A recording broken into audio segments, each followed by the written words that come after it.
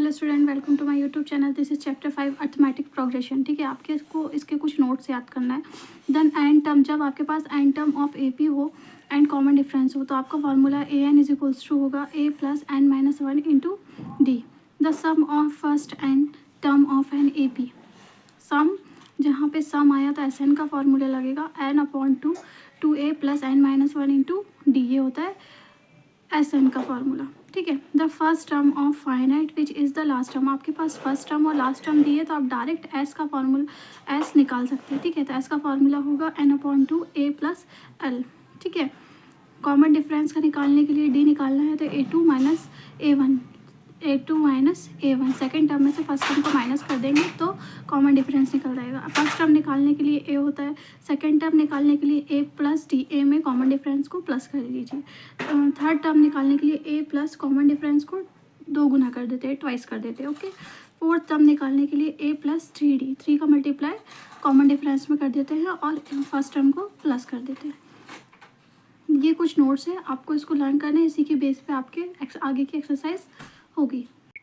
इसमें देखिए एक्सरसाइज 5.1 में फर्स्ट क्वेश्चन में find the situation of the list of the involve the arithmetic progression and why. आपको इसमें बताना है कि अर्थमेटिक प्रोग्रेशन है और क्यों है, ये भी बताना है। The taxi fare is each kilometre which fair is 15 kilometre में वो एक राउंड लगाता है। द फर्स्ट किलोमीटर के लिए वो कितने रुपीज़ चार्ज करता है, 8 रुपये फॉर ईच एडिशनल किलोमीटर। आपको ईच एडिशनल किलोमीटर का आपको निकालना है। तो फर्स्ट यस, बिकॉज इसका फर्स्ट टर्म क्या हो जाएगी ए, सेकंड क्या हो जाएगी ए प्लस डी, मतलब डी अपन ने इसको मान लिया और ए से मान लिया। ए 15 में 8 को प्लस कर देंगे तो वो आ जाएगा 15 plus 2 into D, 15 plus 3 into D.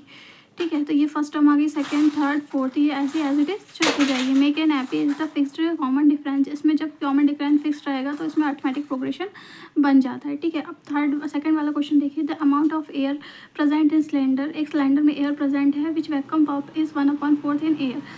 1/4 उसमें एयर है। ठीक है, remaining cylinder at the time, कितना रिमेनिंग सिलेंडर एट टाइम आपको बताना है। No, because volume is equals to, अपन ने वी ले लिया वॉल्यूम एंड 3v/4, 3/4 का होल स्क्वायर वी और 3/4 का क्यूब और वी एस एडजस्ट करके does not make A P. इसमें ए पी नहीं बन रहा है due to the variable common difference. इसमें कॉमन डिफरेंस नहीं दिया था, इसलिए इसमें ए पी अर्थमेटिक प्रोग्रेशन नहीं बनी। क्वेश्चन नंबर थर्ड में दे दिया the cost of digging well. एक कॉस्ट करना, मतलब डिगिंग, एक वेल खोद रहे हैं, मतलब एक कुआं आप खोद रहे हैं, उसका cost every metre of digging cost कितना लिया उसने 150 रुपये। For first metre rises 50। First metre के लिए उसने, मतलब जैसे जैसे मीटर्स बढ़े उसको उसने 50 रुपीज़ चार्ज एक्स्ट्रा कर दिया। तो yes, because the digging of 150, शुरू में 150 लिया, फिर उसके बाद उसने ईच मीटर के हिसाब से 50 बढ़ा दिया। तो 150 में प्लस 50 कर देंगे, फिर 2 × 50 कर देंगे, फिर 3 × 50 कर देंगे 150 में। ठीक है, इसमें कॉमन डिफरेंस सेम था तो इसलिए A P arithmetic progression is possible due to the common difference fixed at 50। ठीक है, इसमें कॉमन डिफरेंस फिक्स था। Okay, this is the answer. Amount of money total every year is when 10,000 deposit. वो 10,000 deposit करते हैं every year. Compound interest होगा 8% per annum. No, because आपको पता है अमाउंट का फॉर्मूला होता है प्रिंसिपल 1 + r/100। तो प्रिंसिपल उसने 10,000 ही जमा किया, 10 में 1 + r/100, फिर इसका स्क्वायर हो जाएगा, फिर इसका क्यूब हो जाएगा, क्योंकि सेकेंड ईयर के लिए, थर्ड ईयर के लिए।